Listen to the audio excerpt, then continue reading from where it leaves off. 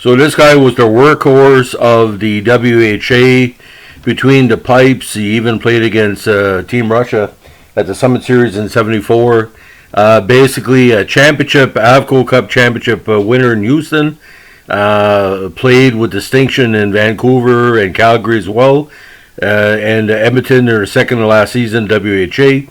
Today we're going to be talking about the highly respected and highly talented Don McLeod.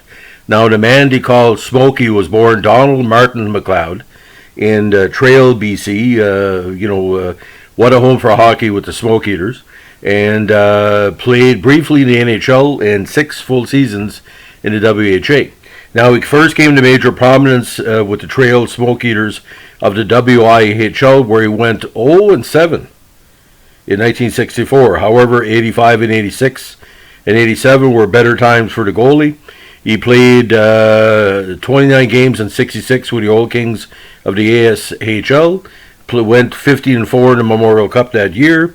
And his last year with the Oil Kings, he had a 3.32 average in 38 games and had 9 playoff contests. Now, when he graduated from Major Junior, he found himself in the Quebec Aces and Fort Worth Wing system in 68, as well as the Springfield Kings. 69, he played with the Kings and the AHL Baltimore Clippers, 41 games, 17 wins, 16 losses, and 3 ties. Now, in 1970, he found himself again still in the Detroit system, Fort Worth Kings, 18, 11, and 8, and 37 starts. Now, he finally made the NHL in 71 with a 3-7 record, and also played 36 games that year in Fort Worth. 72, he found himself in the Flyer system. He played with the Richmond Robins and the Providence Reds of the AHL and played 4 games for the Flyers with an 0-3-1 record.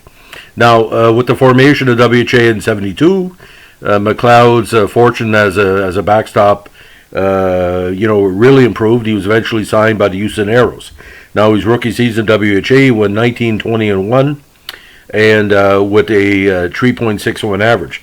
But 74 was his all-star breakout year when Houston won the Avco Cup crown. He went 33, 13, and 3 in the regular season with a 2.56 average and was 12-2 in Houston's playoff run. Now, he was the second winner of the Ben Hatskin Trophy as the WHA's top goalie in 74 and was named to the first All-Star team.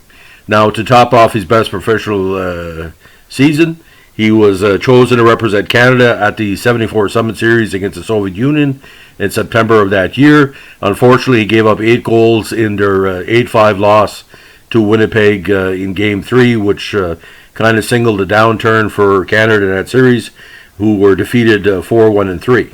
Now, for the 75 season, he eventually signed back in Canada with the Vancouver Blazers, where he appeared in a league record 72 games with a 33, 35, and 2 record. Now, that year, Vancouver didn't make the playoffs. 76, he found himself with the Calgary Cowboys with a 30, 27, 3 record and a 5-5 record in the playoffs. 77, back with the Cowboys, 25, 34, and 5, but eventually was taken in Quebec in the interleague draft, but it was traded to Edmonton later in the 78 season. That year in 40 games, he won 17, lost 14, tied 1, with a 3.8 average and went 1-3 in the playoffs. Now, upon retirement, he held numerous WHA career season and playoff goaltending records. Unfortunately, he died at the relatively young age at 68, but his legacy as a very, very strong teammate and a very, very important person in the Edmonton ice hockey history, especially when he played with the Oilers after 13 years before playing with the Oil Kings, made him more than a hometown hero, made him a legend. In every place he played, he was a fan favorite and continues to inspire a lot of players because at 6 feet 190, a strong stand-up goalie, probably one of the most underrated goalies of his era because you can't win, an average of 30 games for 4 consecutive seasons in any major league without a significant amount of talent. Because some of the teams he played for were very offensive, and the numbers didn't reflect it, but that 74 career year, when Gordie Howe arrived, he was one of the 5 cornerstones, along with Mark and Marty and Andre Lacroix, that allowed them to win the championship that year. And boys, what a celebration it was in Texas that year, all year for Gordie Howe in Houston. So, ladies and gentlemen, give me a like, comment, or subscribe if we're doing here. Please give us some requests.